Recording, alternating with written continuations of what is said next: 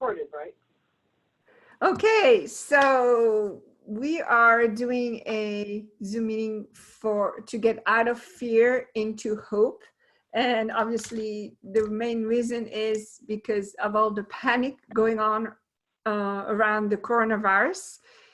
Everybody's affected. I don't think you can be in the world today without being somewhat affected. So this is probably this is what we need to talk about. Like the coronavirus is one thing, and I pray every day for those that are sick, those that are dealing with the sick.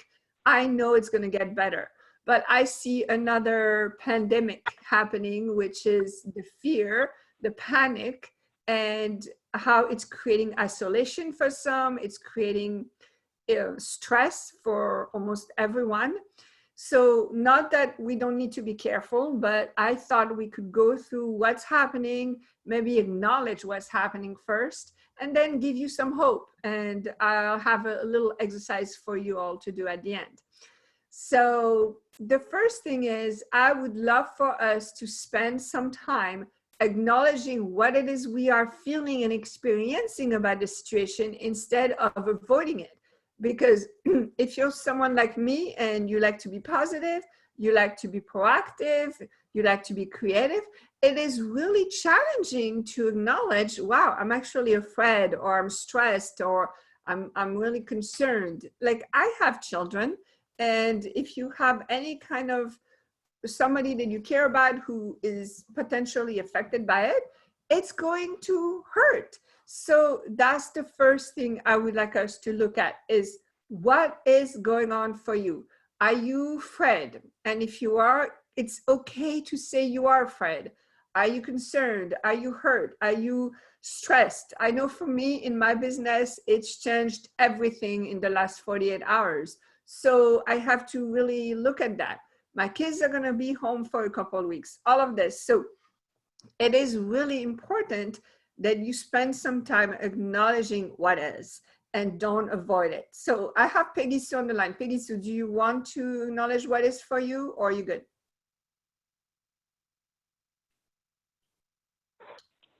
What coronavirus means to me? Yeah, like how you're experiencing the whole situation. I have no point of view about it. I'm not scared. I'm not worried. I'm actually, I'm absolutely, I'm okay. Awesome. That's amazing. That's great. Now, I'm more worried about everybody else freaking out. say that again. I said I'm more concerned about everybody's freak out and how it's going to affect the world. Yes, exactly. So even if we are, excuse me, even if we are not feeling afraid, then we are afraid of people's reaction and panic, or not necessarily afraid, but concerned about what that's going to create. It's almost like, Yeah. it's almost like they're creating another virus with everything that they're afraid about. So it's important that we acknowledge that. Like I really, I go to the supermarket and I realize that people have bought most of the dry food because they're afraid. And so I have to become a little bit more creative in what I'm going to make. So this is important that we acknowledge that. Okay, that's number one. Number two, some of you may feel memories that you don't actually have. So let me explain what this is. If you live in Europe, you may feel like World War II, because police can stop you anytime, and you have to justify where you're going, and you have to justify your identity. So I know in the United States we have not reached that point yet, but it is the case in Europe. So if that's you, remember that your parents and grandparents may have experienced World War II. So in your cells, there is a cellular memory of the Second World War. Even if you have not gone through it, there is a part of you that remembers what it was like. If you don't acknowledge that that's what you're experiencing, you're going to assume that it's your own fear, it's your own anxiety, when really it was your parents and grandparents, because they went through something really serious. something, I mean, not that this is not serious, but something really intense called World War II. So you have to acknowledge that. I know some of us went through 9/11, and in the United States right now, it feels a little bit like what happened after 9/11. We have to acknowledge that we are reminiscing of those past catastrophes. Not that this one is not serious, but it is not necessarily what we're experiencing is not necessarily related to what we are living today. So please, please, please acknowledge what's going on and look at the fact that it may not be you. It may not be right now in this moment. So you can, once you acknowledge it, it's like once you put the light on it, it's much easier to put it aside and say, you know what, I acknowledge this is true, but not my reality right now. Not my reality is going to be very helpful. Not my reality right now. And just push it away. It is not yours. If you want to go through some psychological counseling, I know that there's a lot of counselors right now that are available via email and phone. So go ahead and do that. But it is not yours and it's not your reality. Okay, so that's the first part, is to acknowledge what is for you. It's okay to be afraid. It's okay to be concerned. It's okay. Whatever you are experiencing right now is okay. One thing I would say though is in these moments of fear is when you need to reach out to your community. So if you feel anxious because of what's happening, call a friend.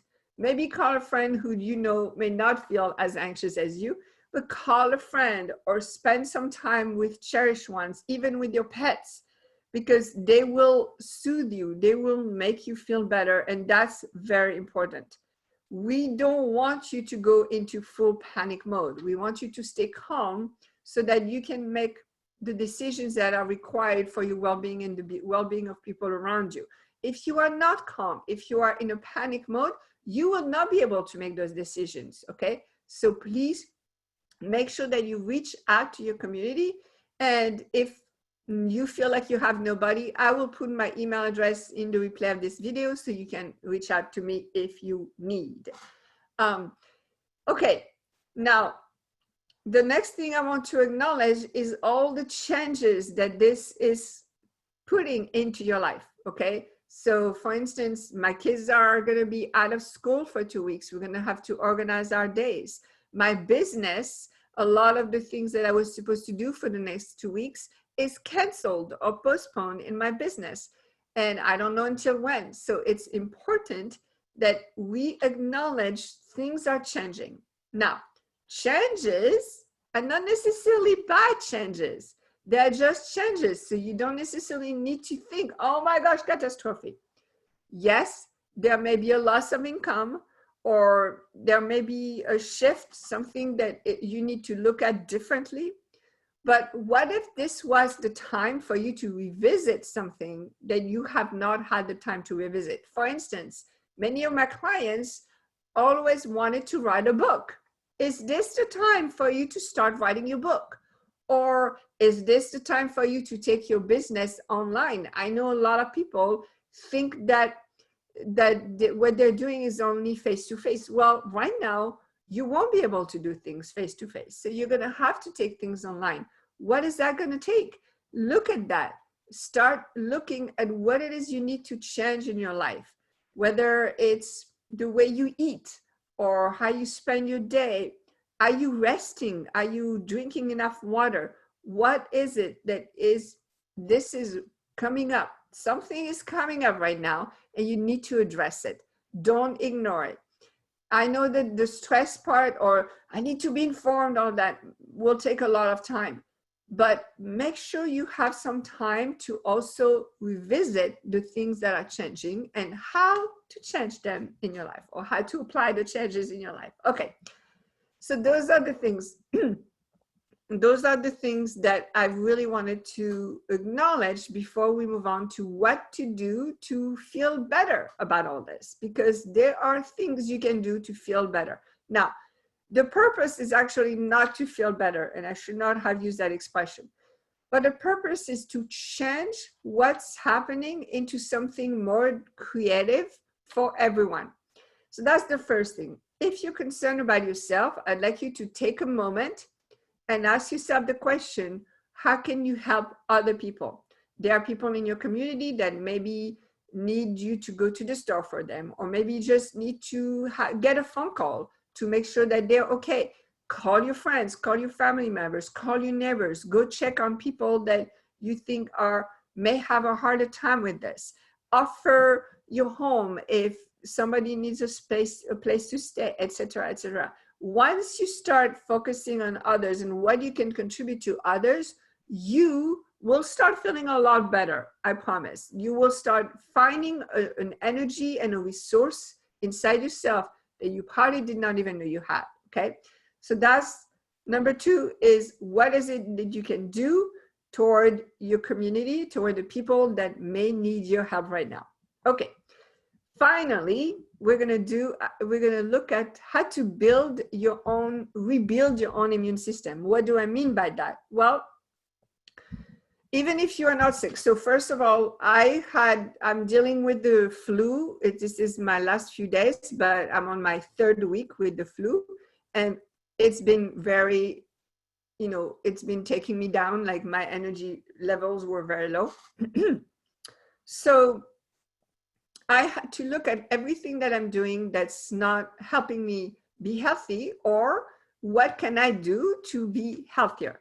It's, of course, physical things like water or eating or exercising, all of that. But it's more than that, much, much more than that. It's also listening to your heart and listening to your own wisdom so that you can be an energy that fights and is victorious over any kind of attack, whether it's the virus or somebody who's judgmental or unkind toward you. There is a way for you to build like a weaponry so that it doesn't affect you. Okay. So the first thing is, what are you thinking? What are your thoughts? What are your emotions? How are you feeling? If you are letting the world around you impact how you are thinking, you're not going to be able to survive, because then you'll be at the effect of everything that's being said around you. So it's important that you choose what you think about. So let's say you're doing fine, and then you decide to go on Facebook and you hear information and boom, it's hitting you and you're like, oh my gosh, the world is ending, it's awful. Yeah, it is. It's not pretty out there. And if you think that, you are actually giving this power. So what if, oh, okay, people are thinking about this, people are talking about this, I get it. I wonder what I can say or do to maybe help them go through this.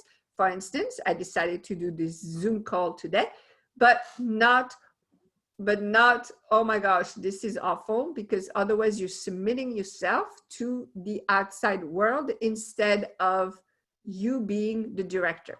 So this is why I would like you to start thinking about the fact that you are in charge of how you feel and how you think, nobody else. Nobody else is in charge of that. So it really is your choice what it is you think about. And this may require some reset time. So you all have different ways of resetting yourself. And I don't want to tell you how to do it for you. For instance, for me, I know that first, I sleep a lot. If I don't sleep enough, it's more likely that I'm going to be unhealthy.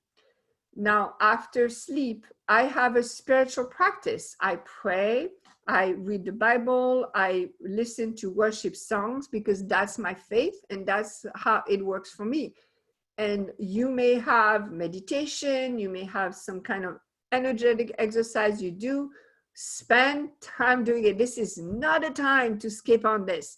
You've got to dedicate some time to do those spiritual practices that work for you, and do it. Do it, do it, do it, do it, do it, do it. If you are curious about my spiritual practices, I am happy to give you some information about those. But basically, I spend time reading the Bible in a translation of the Bible that I know is the more more contextual for this day and age. So I read that. I spend some time praying, which for me means surrendering to a greater wisdom, a greater love. And then I listen to worship songs. I love music. So I listen to songs that uplift me, that make me feel like a lot is possible. Okay.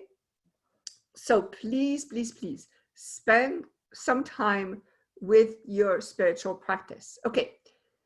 What will happen when you spend some time with your spiritual practice? You will now feel a lot stronger. You will feel like you've got this. You will feel like the universe is with you, supporting you, loving you, especially if you listen to the little voice. Okay. So no matter if it is the universe or God or something else, the voices that are wisdom and love are not loud voices. They're not going to be screaming over the internet for you to hear them. They require that you pay a lot of attention. So this is where getting quiet is important. And those voices are going to take you much, much further than the loud voices. So if you go to Facebook and there's something really loud, there's a panic, it's like in your face, that's what I call the loud voice. But the whispers, the little hints, the little touches, those are the ones that are going to help you get stronger and vibrate at a level that will go way above and beyond any virus. It will make you healthier, it will make you happier, and it will give you insight into what to do in this situation. So you've got to be quiet and listen to those voices. Also, I really want to talk about I see a lot of people trying to be in control of the situation. I totally get it, man. Feeling like I'm in control feels good. The problem is that you're not the only one here, and there's very little chance that you're actually going to be in control. So when you do this spiritual practice, you're letting go of control, and you're letting something much greater than you take over, basically, right? It's going to take over your mind, your heart, your body, and it's going to help you really be better and bigger and stronger and happier. So you've got to let go of control. You've got to surrender to those voices and listen and take actions when you know when to take actions. Now, if you really, really, really let go, really listen, at one point you're going to start feeling your body is going to either vibrate or tingle or burn even. That is when your body now becomes the virus. So the joy that consumes you, the love that consumes you is now contagious. And you're going to be able to spread that love and spread that joy all around you simply by smiling at somebody in the street or calling a friend and saying hello and not saying anything else but, hey, how you doing? Just being that's the contagious energy that is currently required in the world, okay? Peggy Sue, do you have any practice that you would like to share with us?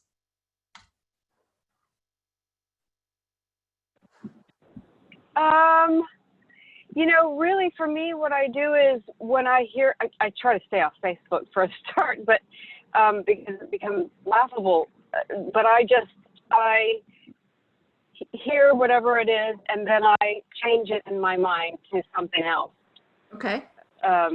You know, I just change it to I put a positive twist on it, or go, is that really true? Like, yeah. That's not really true for me. And most everything actually hasn't been true for me. I just am not buying into the lie. Yeah. Some things I do believe and some things I don't, but I'm actually really surprised that I'm not panicking. Nice. But I just, you know, we also lived through Y2K, didn't we? When we thought the banking systems were going to be over, our money was going to be gone. The computers would be over. You know, it was, and the next day it was like a pin drop. Nothing happened. It was all a lie. Yeah. So, I think, like you said, the more calm we stay, you know, I'm still going to the gym and going to my doctor's appointments and doing regular daily things because I just feel like if I get it, I'll get over it. And I am pumping up my vitamin C and my vitamins and rest and water, doing all that just to stay, you know, armed and ready when it comes. Like I would any other day, honestly, just a little bit more. Nice, nice, nice, nice. Awesome. You said something. Oh, you know, I'm old enough that I went through the HIV fear, and I remember when HIV and AIDS came out, it was pretty scary. We had no idea how much, and it did spread quite quickly, actually. But we all were very concerned. And today we know that people didn't want to touch each other. You didn't want to kiss anybody. You didn't want to hug anybody. It's the same thing. It was quite frightening. It was. It really was. So it is. I mean, of course, once again, it's not that we're not taking it seriously, but we are also aware that this shall pass. It will pass, and you know, being the contribution you can be in the world to make sure that the people who need it are there to receive the care and the love and the joy that you can be in the world, it's very important. So don't hesitate to reach out to people, whether you are in need or whether you want to contribute something. Just do it because we need more of it. And I'm actually thinking, like, I did this Zoom in French a little bit earlier, and it was very well received. So I'm thinking, you know, I may do these more often and see how people are doing in a few days from now. And if I feel like this kind of thing is required again, then we'll do it again, because I feel like it's a very, very good time to contribute to the world. Okay, so as I'm about to close this Zoom, I would like to take a few minutes and just do a really quick little exercise for those of you that just need a little bit of help, maybe in relaxing or finding some kind of hope in all of this. So I would ask that you close your eyes and make yourself comfortable and acknowledge whatever it is that you're resting on, whether it's a chair, a couch, a bed. Just be aware of it. Be aware of how it feels on your body. Be aware that it's there to support you. And just close your eyes and completely relax into that chair. Relax completely and take a big breath, going from the top of your head all the way to your toes. A big, deep, relaxing breath.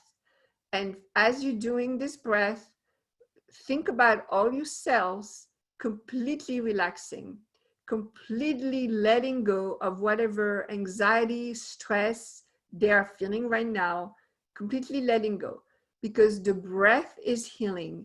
The breath in you is life. That's the sign that there is life, is when you breathe. And the more you breathe, the more the cells feel alive. So please take a big deep breath and let it all go and completely relax throughout your whole body, your whole being. Just start feeling those cells in you vibrate to the vibration of love, peace, joy, hope, well-being. And just let them enjoy this moment. You may feel a burning sensation, you may feel a tingling, or you may feel just a vibration. Whatever it is you're feeling, it's all good, it's okay, you are safe. And the more you take those big breaths, the more your cells relax. And relaxation is the place where you're now going to be able to choose whatever it is that you would like to feel next. So you may want to feel joyful, you may want to feel happy, or you may want to feel in love, you may want to feel supported. Whatever it is that you are choosing to feel next, the more you relax your cells, and the easier it will be to choose to feel like this. And in a moment, we'll go through that. But right now, just completely relax your cells. Let them receive. And I can tell that right now, some of you, your bodies are starting to receive. So let it be. And as you are completely relaxing. I want you to start focusing on the heart and ask the heart what it is that you want to tell me. So when I say the heart, I mean the essence of you, the core of you, your knowing, your inner being, whatever that is you call it. Ask it, what do you want me to know? Do you want me to know that I'm okay? Maybe it wants you to know that it's going to pass. Maybe it wants you to know that you're doing a great job already. Or maybe it wants you to know that you don't have to check the information as much as you do. Whatever it is, listen to it, ask it, what do you want me to know? And if you get an idea, it's okay to open your eyes and write it down or record it somehow. But ask it, what do you want me to know? And as you're asking this question, you may start hearing a second voice, a very, very gentle, loving voice. Maybe it's not a voice, maybe it's a sensation, another warmth or a wave that's coming. And I want you to pay attention to that second voice, because that second voice is your divine source, is whatever it is that you feel is supporting you. It's there for you, and it wants to support you and wants to tell you how much you are loved and how much it's going to make sure that everything is okay. So you need to listen, just listen. There's nothing else to do but listen. And know that you are taken care of, and know that all is well, and know that this shall pass too. And take another big, big breath from the top of your head all the way down to your tippy toes. And when you are ready, open your eyes. And as you are opening your eyes, I want you to say thank you, either a general thank you or maybe thank you for something specific. It could be thank you for the clothes on your back, or thank you for the warmth in your house, or thank you for the internet connection that allows you to watch this. Whatever it is, just say thank you. Thank you. All right. Whew. Well, this was what I wanted to bring to your attention. The other thing we did not mention is the power of imagination. So imagination is a place where you can, it's not about escaping this reality, but it's about finding another reality that you can start creating. So it could be a fantasy world, or it could be simply that you are talking to all the little coronaviruses out there and you're telling them it's time to go. Whatever it is, use your imagination to go into a new reality and start creating that new reality, because that is very, very powerful, I promise you. All right, if you have any questions, I will put my email below. If you need help, support, questions, you can always do so. Peggy Sue, thank you so much for joining me today. And I wish you a lot of health, wellness, and happiness. And to you and everybody else. Yes. And thank you everyone for watching this. Bye-bye. Bye.